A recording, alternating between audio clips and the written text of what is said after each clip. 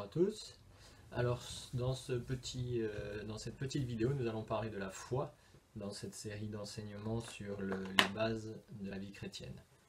Donc déjà pour commencer, la foi ne c'est pas de l'auto-persuasion, c'est pas la pensée positive ou la méthode Coué, je vais y arriver, je vais y arriver, je vais y arriver. Qu'est-ce que la foi? Donc dans l'Ancien Testament, le mot foi recouvre le sens de croire, de confiance et d'espérance. Et dans le Nouveau Testament, on retrouve à peu près le même sens, mais le mot foi est toujours relié à l'œuvre du salut en Jésus. C'est croire en Christ. J'ai foi en Jésus, j'ai foi en Christ.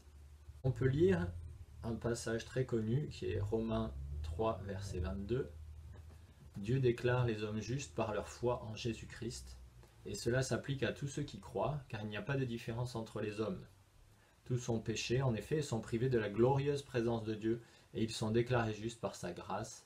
C'est un don que Dieu leur fait par le moyen de la délivrance apportée par Jésus-Christ.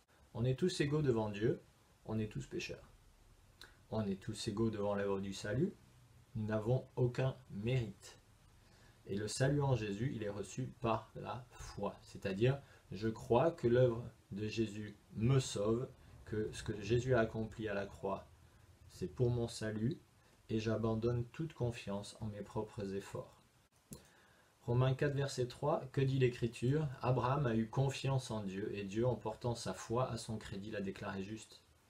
Si quelqu'un accomplit un travail, on lui compte son salaire, non pas comme si on lui faisait une faveur, mais d'après ce qui lui est dû.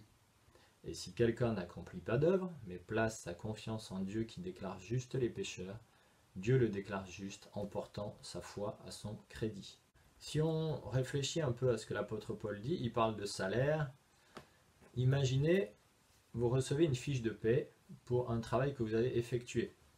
Je sais que ce salaire, cet argent va être crédité sur mon compte en banque et je reçois l'extrait de compte par la poste ou par internet et ça me confirme que l'argent a été crédité sur mon compte. Et c'est normal, j'ai effectué un travail donc je reçois de l'argent. Mais si je reçois une contravention pour excès de vitesse, bah oui, je ne suis pas parfait, je roule des fois un peu vite. Je ne m'attends pas à recevoir de l'argent. Au contraire, ça va me coûter des sous et des points. Et imaginez que le PV soit payé par une tierce personne et que le montant du PV soit crédité sur votre compte. C'est exactement ce que Jésus a accompli à la croix. Il a pris ma condamnation et non seulement il a pris cette condamnation, mais en plus, il m'a crédité sa justice. Dans les deux cas, je fais confiance à mon banquier sur la présence réelle de l'argent sur mon compte. Je ne l'ai pas dans ma poche, je ne l'ai pas sur moi, je ne l'ai pas dans ma tirelire à la maison.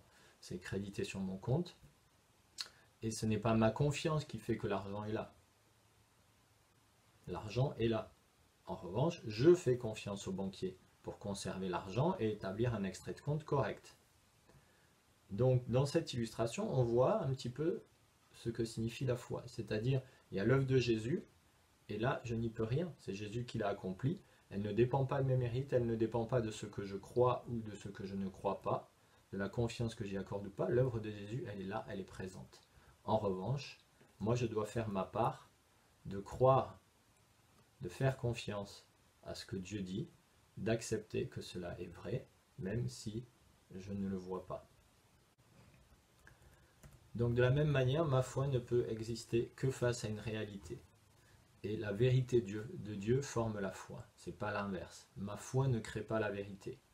Illustration, toujours dans la même idée, dans la même veine, je vois un objet, par exemple l'armoire qui est derrière moi, même si je ne la vois pas, moi je la vois pas, je suis dos à cette armoire.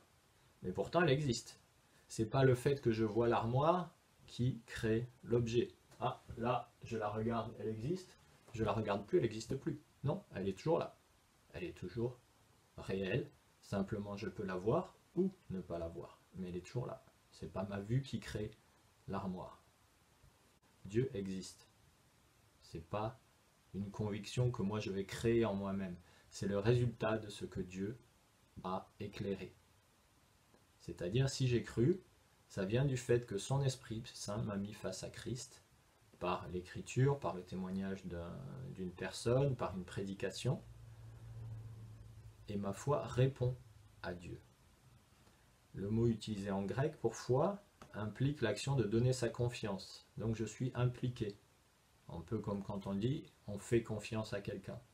De la même manière que je fais confiance, je reprends l'exemple du compte en banque tout à l'heure, je fais confiance à mon banquier sur le fait que l'argent est réellement présent sur le compte.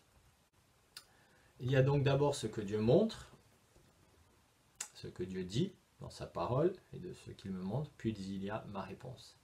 C'est la somme des deux qui est la foi au sens biblique, la garantie et la démonstration des choses invisibles, pour reprendre Hébreux 11, verset 1. Donc la foi véritable naît et grandit par ce que Dieu a révélé et concerne des choses pour l'instant invisibles à nos yeux, le salut, le retour de Jésus et l'éternité avec Dieu.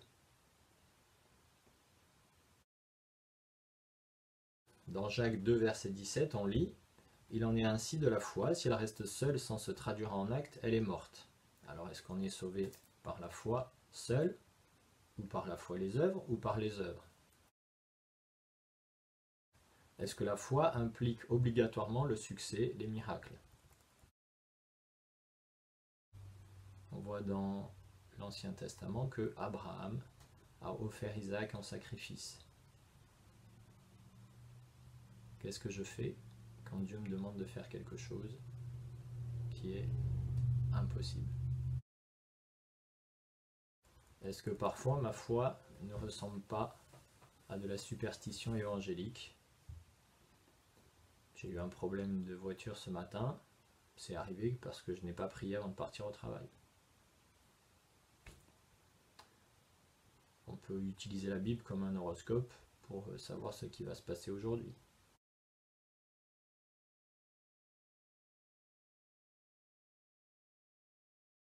Donc dans l'Ancien Testament,